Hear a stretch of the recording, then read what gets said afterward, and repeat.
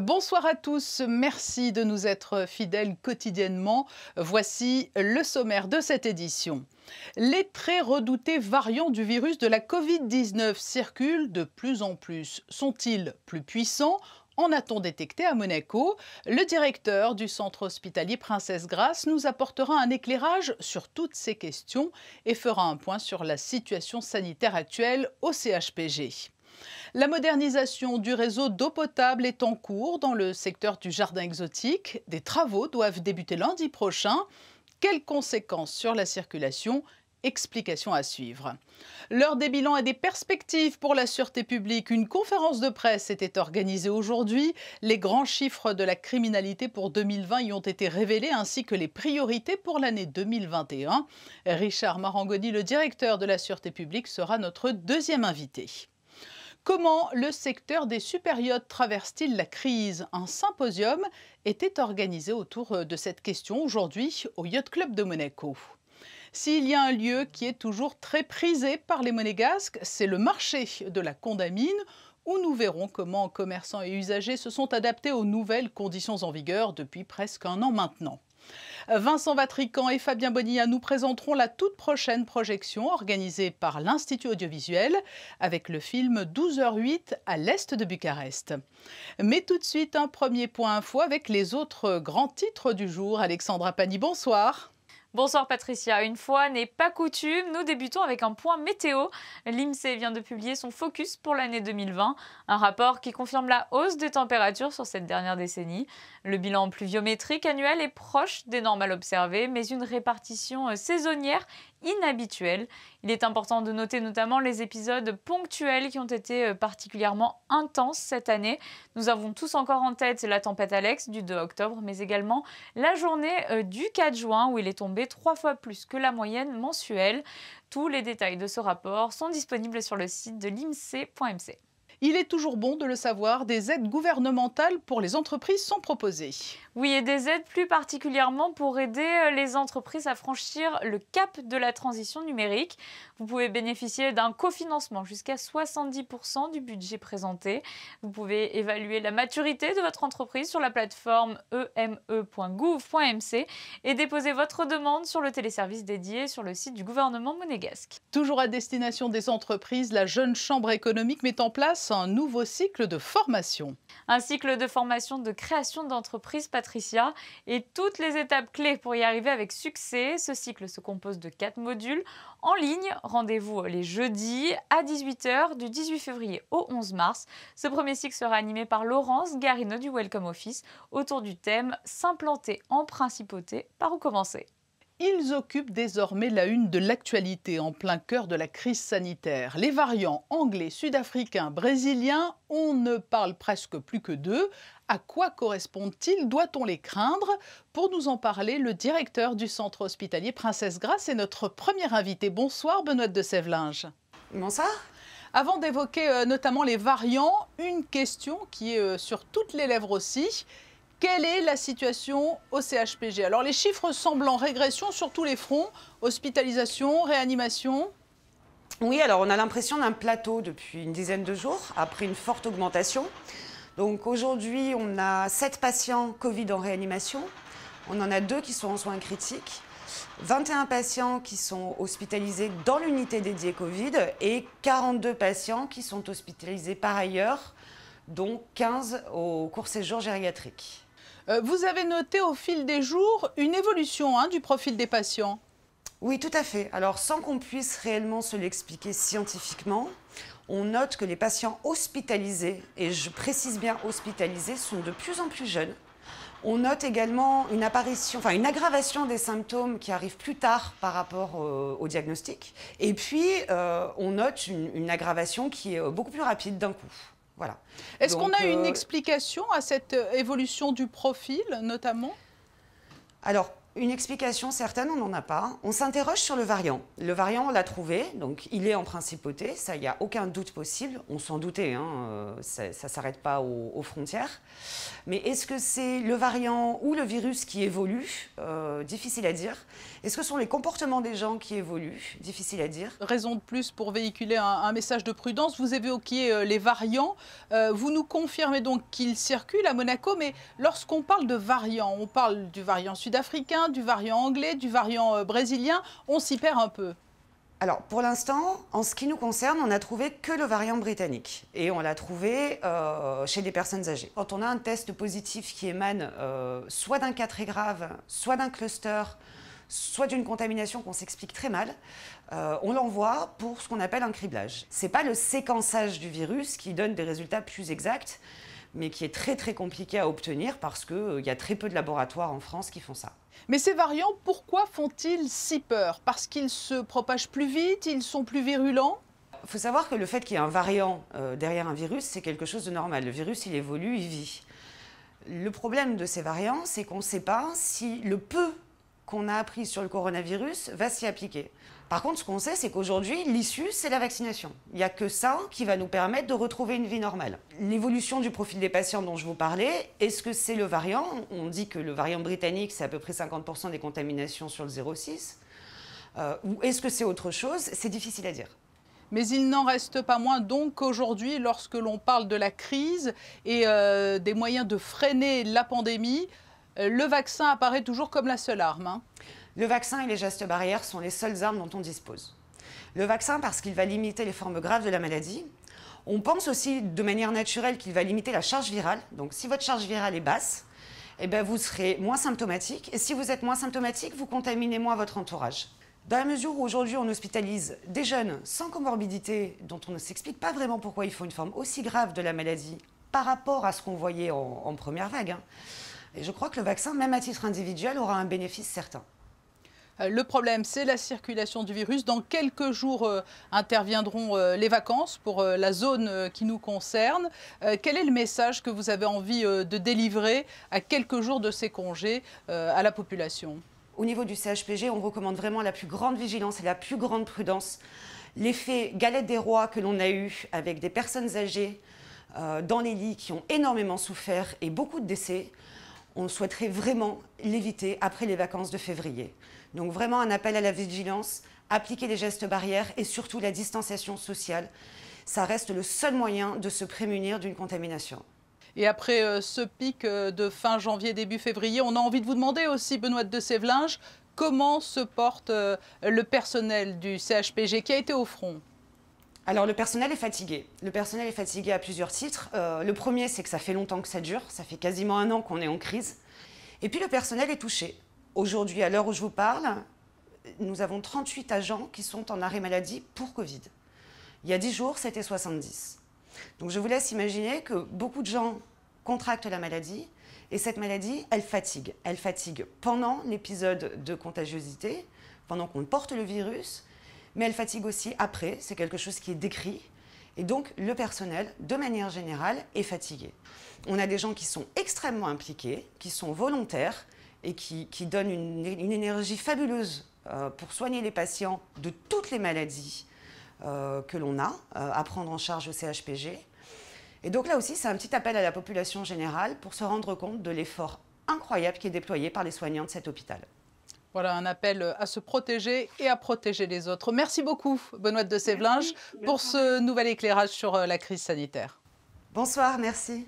Dans quelques jours, le 22 février précisément, débuteront des travaux au niveau du début du boulevard du Jardin Exotique. Quelle sera leur nature? Réponse dans ce reportage de Sandrine Nègre et Orazio Gaggino. Il s'agit très concrètement de travaux entre les numéros 1 et 11 du boulevard du Jardin Exotique. Ils seront réalisés de 9h à 19h30. Là, ce sont des travaux qui sont réalisés pour le compte de la Société monégasque des eaux. Ils comptent moderniser le réseau d'eau potable sur ce tronçon. C'est un réseau qui date des années 1950, donc qui était très vieillissant, cassant, car il était réalisé en fonte grise. Il va consister à avoir différentes emprises sur le domaine public, avec des panneaux bien sûr isophoniques, et un alternat de circulation à compter donc du lundi 22 février jusqu'au vendredi 5 mars. Et la date de démarrage des travaux, donc vous l'avez entendu, le 22 février, n'est pas le fruit du hasard. On va débuter des travaux dès la semaine prochaine, tout simplement compte tenu du fait qu'il y a moins d'usagers sur la route, au regard de la crise sanitaire en cours, des directives liées au télétravail, mais également la période scolaire, des vacances scolaires qui débutent la semaine prochaine. Et nous ferons le point d'ailleurs sur d'autres travaux à venir dans nos prochaines éditions, rue du Rocher et boulevard Charles III notamment. Ce sont des chiffres toujours très attendus en début d'année, les chiffres de la criminalité. 2020 restera une année hors norme en raison de la crise sanitaire. Celle-ci a-t-elle eu un impact sur la délinquance? Le directeur de la Sûreté publique est notre invité. Bonsoir Richard Marangoni. Bonsoir Patricia. Le début d'une année marque traditionnellement l'heure des bilans pour celle qui s'est écoulée. Quelles ont été les grandes tendances de la criminalité en 2020? Peut-être tout d'abord la délinquance générale. C'est une année, comme vous l'avez dit, assez particulière, assez exceptionnelle. Je suis heureux d'annoncer que la délinquance générale a baissé une nouvelle fois de presque 20%, ce qui est un chiffre, je pense, fort honorable. Il y a ensuite les chiffres de la délinquance sur la voie publique. Alors c'est autre chose et là il y a une très forte baisse. Alors effectivement, là aussi je suis heureux d'annoncer que la baisse a été de 33% et c'est une délinquance qui touche beaucoup les gens parce que délinquance de voie publique veut dire cambriolage, vol de véhicules, vol de deux roues, violence sur la voie publique, dégradation matérielle. Donc là, une baisse de 33%. Je pense que l'on a encore amélioré la qualité de nos résidents cette année encore. Richard Marangoni, la crise sanitaire a-t-elle indéniablement eu un impact sur ces chiffres? Certes, les mesures liées au couvre-feu, liées au confinement ont eu naturellement un impact, je dirais un impact certain, mais pas que. Parce qu'il y a eu une grande présence sur la voie publique et il y a eu une certaine activité avec un certain nombre d'affaires importantes, d'arrestations qui ont été opérées et qui ont bien sûr contribué à ces bons résultats. Oui, puis ce qu'il faut souligner, c'est qu'avec le confinement, la criminalité a peut-être été freinée, mais les contrôles ont redoublé, ce qui fait que l'activité au sein de la Sûreté publique a dû être constante en 2020. Pour parler ne serait-ce que des contrôles, peut-être un chiffre qui est assez évocateur, depuis le mois de mars 2020, uniquement dans les mesures, je dirais, de Covid, de respect des prescriptions gouvernementales, nous avons procédé à 24 415 contrôles, dont 5 116 verbalisations. Le travail a été fait, donc je tiens à rendre hommage au personnel qui ont assuré cette mission et qui l'assurent toujours. Alors, si l'on y regarde d'un peu plus près, dans la catégorie de la délinquance générale, le seul chiffre qui est en hausse, c'est celui qui a trait aux infractions sur les stupéfiants. Cela confirme qu'il s'agit d'un fléau plus que jamais d'actualité.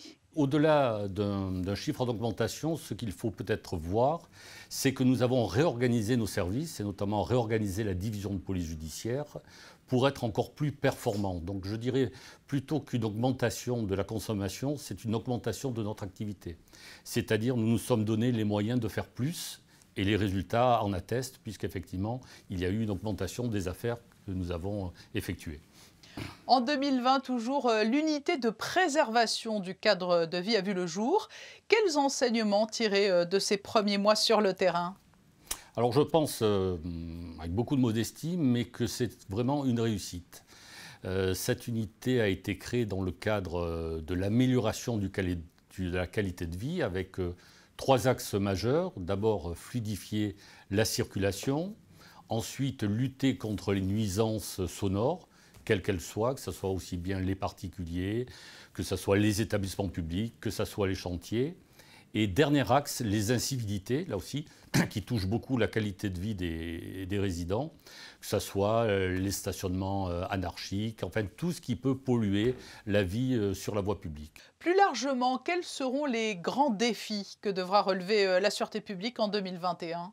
Il y en a beaucoup. D'abord, la poursuite de la réorganisation de nos services. Nous aurons également la création d'une unité drone. Alors on est dans l'air du temps. On est dans l'air du temps et c'est un secteur important aussi bien en termes de sécurité, donc pouvoir utiliser des drones, et en même temps avoir des moyens de lutter contre des drones qui pourraient être malveillants. On a aussi le plan Monaco Safe City, où nous développons le partenariat avec les acteurs économiques de la principauté, que ce soit les banques, que ce soit les établissements de luxe, que ce soit les hôtels. Donc nous allons développer cette année un site internet pour pouvoir échanger encore plus avec des actions qui seront nombreuses. C'est vraiment un plan d'avenir dans lequel je crois beaucoup. Et on le sait, la sécurité, c'est l'un des atouts majeurs de la principauté en termes d'attractivité. En conclusion, la mission prioritaire en 2021, cela restera la protection des personnes vulnérables ? Ah, absolument, absolument. Et je dirais même l'ensemble des personnes vulnérables, c'est-à-dire bien sûr, ça commence par les enfants, par les mineurs qui peuvent être en difficulté. Bien sûr, ensuite, toutes les violences et toutes les actions qui peuvent être perpétrées contre les femmes. Là aussi, nous avons une vigilance particulièrement accrue. Et ça va aussi jusqu'aux personnes âgées, puisque les abus de faiblesse sont également une priorité de notre action pénale actuellement. Richard Marangoni, merci d'avoir répondu à ces questions alors que se tenait aujourd'hui une conférence de presse sur le bilan 2020 et les perspectives 2021 de la sûreté publique. Merci beaucoup Patricia, bonsoir. L'impact de la crise est très significatif selon les secteurs économiques. Le Yacht Club de Monaco vient d'organiser un symposium sous la forme d'un déjeuner-débat avec 5 interlocuteurs et une question en toile de fond. Comment l'industrie du yachting a-t-elle traversé la crise ? Eh bien, voici la réponse de l'un des intervenants spécialisés dans la réparation des bateaux. Il est au micro de Fabien Bonilla. La bonne nouvelle, c'est que les bateaux bougent. Donc c'est vrai qu'effectivement, ils ont toujours moyen de venir chez nous. Maintenant, il est vrai que cette situation sanitaire crée beaucoup d'incertitudes et que du coup, je vous rejoins un peu. C'est un peu une situation d'État en État. Chaque État a ses règles, chaque État a ses principes, ses protocoles. Nous, en France, on est quand même bien lotis. On a un État qui nous protège. Et également à Monaco, on peut dire qu'on y est très bien et on est vraiment compris et assisté par le gouvernement. Donc voilà, on nage un peu dans cet environnement-là et on est très heureux d'être là. Et on a conscience aussi de la chance qu'on a d'être à Monaco et en France. Donc voilà, aujourd'hui, les bateaux viennent quand même, mais peut-être qu'ils viennent moins qu'avant. Voilà, on s'adapte. Mine de rien, il faut quand même comprendre que l'année dernière, il y a à peu près 6000 bateaux dans le monde, super yachts, et qu'il y en a 1500 de moins qui sont venus l'été dernier. C'est quand même pas négligeable. Et pour nous, c'est vrai que des fois, il faisait toujours une petite cure de beauté, on va dire, avant de repartir de l'autre côté. Et cette année, c'est vrai qu'ils n'ont pas été là, mais maintenant, on a de bons espoirs quand même pour les mois qui suivent. Alexandra Pagny est de retour pour nous parler notamment d'une belle initiative humanitaire. Mission Enfance a lancé un projet pour parrainer un enfant au Vietnam, Liban, Arménie et Burkina Faso, des pays où l'accès à l'éducation est souvent difficile. L'association vous propose de vous engager pendant 1 an à soutenir la scolarité d'un enfant. Le comité des droits des femmes s'est donc associé à l'artiste Michel Aubéry, la boutique Robedi Capa et l'AS Monaco pour financer 1 année d'école d'une jeune fille au Burkina Faso. Si vous êtes intéressé par ce programme, je vous invite à vous rendre sur le site de Mission Enfance. Un déménagement à signaler pour les mélomanes. Effectivement, notez dans vos agendas qu'à compter de ce jeudi, la Sonothèque et la Vidéothèque déménagent de la villa Lamartine. Vous pourrez retrouver leur service dès le 8 mars dans leurs nouveaux locaux du 2 rue Princesse Antoinette. Et puis du sport au féminin. Oui Patricia, et c'est une bonne nouvelle. Nous avons suivi depuis quelques années le parcours de l'équipe monégasque de rugby, les Impies, à l'occasion du Dubai Rugby 7. Cette année, une 2e équipe féminine, cette fois, fera également partie de l'aventure. Nous ne manquerons pas de vous faire suivre leur performance sur notre antenne, Patricia. C'est un lieu où il fait bon se retrouver ou faire des achats. Le marché de la Condamine s'est adapté depuis le début de la pandémie pour permettre de continuer à vivre tout en respectant les règles en vigueur, comme vous allez pouvoir le découvrir dans ce reportage signé Vanessa Dessy et Olivier Bonello. Il est le cœur de l'attractivité monégasque. Le marché de la Condamine est un lieu de vie incontournable en principauté. Face à la crise sanitaire, les mesures sont renforcées et l'activité est quelque peu ralentie. C'est vrai que depuis lundi dernier, ces personnes pendulaires, du fait du télétravail qui a été rendu obligatoire pour les postes qui le permettent, sont moins présentes sur le marché. Donc la fréquentation, même si c'est un petit peu tôt pour le dire, est quand même en baisse. La vente emportée est toujours possible, évidemment, sur les horaires qui le permettent. Quant au service du soir, qui également, depuis 15 jours, n'est plus possible pour les cabines de restauration, bon, ces cabines-là qui ont la possibilité de faire de la livraison à domicile le font. Malgré tout, c'est quand même compliqué pour ces cabines de rendre un chiffre d'affaires qui soit un peu plus à l'équilibre. Ouvert seulement depuis le 22 décembre dernier, Bio est un tout nouveau traiteur boutique qui a fait le pari audacieux de s'installer en pleine crise sanitaire. Je pense que c'est toujours intéressant d'ouvrir dans ce genre de situation parce que justement il faut vraiment être solide sur ses acquis et faire quelque chose de bien. Et je pense que c'est ce qu'on a fait avec ce traiteur. On est content parce qu'on commence à avoir des habitués, une clientèle qui est plutôt contente de nos produits. Donc on va dire que ça prend son essor. Donc c'est plutôt positif. Parce qu'il faut aujourd'hui s'adapter à au nouveau contexte et la livraison en fait partie. Ça fait partie de nos évolutions prochainement. Le marché de la Condamine reste ouvert 7 jours sur 7 et continue de vivre malgré tout. Parlons cinéma à présent, à l'occasion de la prochaine projection organisée par l'Institut audiovisuel. Aujourd'hui, Vincent Vatrican et Fabien Bonilla évoquent 12h08 à l'est de Bucarest, ce film roumain qui sera présenté samedi à 15h au Théâtre des Variétés. Vincent Vatrican, bonsoir. Bonsoir Fabien. Vous allez nous parler d'un film roumain très original de 2006, 12h08 à l'est de Bucarest. C'est un film inattendu, mordant, drôle. Pourquoi 12h08 à l'est de Bucarest 12h08, c'est le moment où en 89 tout bascule. Voilà, le 22 décembre. Le 22 décembre, la révolution roumaine. Et avant 12h08, on est un révolutionnaire, et après 12h08, on fait comme les autres, on est un mouton de Panurge, c'est ça ? C'est un peu ça, c'est-à-dire que le cinéaste revient sur ce moment déclencheur, hein, ouais. Puisque c'est quelque part en Roumanie la chute du régime communiste qui ouvre enfin à la démocratie. Mais est-ce que tout le monde a vu et a participé de la même façon à cet élan révolutionnaire? Et tout se passe autour d'une émission de télévision, genre plutôt télé-locale avec peu d'argent, peu de moyens. On fait avec ce qu'on a. Ouais. Et l'animateur du débat arrive à trouver deux personnages tout à fait improbables, dont on aura vu un peu le parcours avant, et leur fait parler en direct. Et je rappelle que cette révolution, la télévision l'a filmée en direct. Absolument, ça a marqué, choqué. Voilà. Et donc là, on fait retour sur les événements en demandant le témoignage, et on voit que tout le monde, enfin en tout cas les invités autour des micros et de la caméra, racontent à leur façon comment ils ont vécu les choses, jusqu'à tordre un peu la réalité.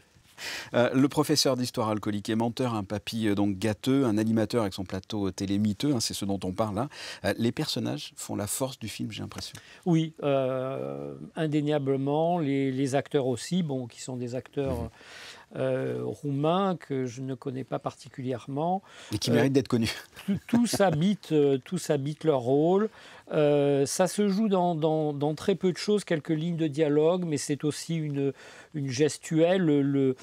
Le papy un peu grincheux qui est convié à cette émission de télévision, d'ordinaire, joue les Pères Noël pour animer un peu son quartier. Ces séquences-là sont extrêmement bien saisies, très bien vues. Alors, le réalisateur, Corneliu Porumboiu. Merci. Vous l'avez dit, Caméra d'or en 2006 à Cannes. C'était son premier film. C'est pas son seul film, hein, parce que il en a tourné d'autres. Qu'est-ce qu'il a de particulier ?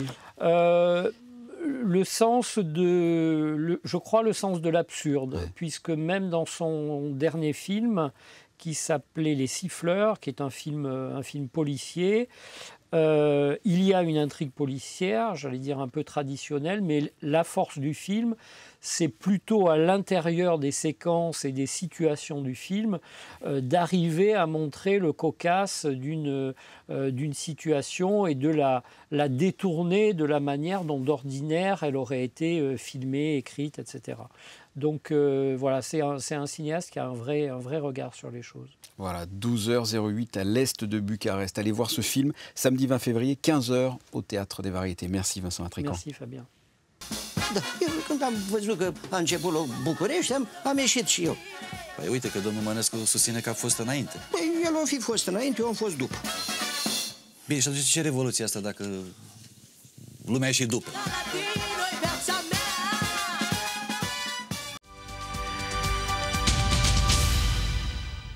Avant de refermer ce journal, nous allons découvrir les couleurs du temps prévues pour demain. Des nuages au programme, Patricia, pour mercredi, mais des températures plus clémentes que les jours précédents. Il fera 6 degrés au lever du jour et 13 degrés dans l'après-midi. Le soleil se lèvera à 7h25 et se couchera à 18h03. Patricia, demain, nous serons le mercredi des cendres. Et la veille du mercredi des cendres est synonyme de Mardi Gras. Qui dit Mardi Gras dit carnaval. Bien évidemment, les festivités ont été plus modestes cette année, mais il n'en reste pas moins que les petits élèves de l'école des Révoirs s'en sont donnés à cœur joie, comme vous allez pouvoir le découvrir sur les photos de fin d'édition signées Mickaël Alési. Quant à moi, je vous donne rendez-vous demain à 19h. Très belle soirée à tous.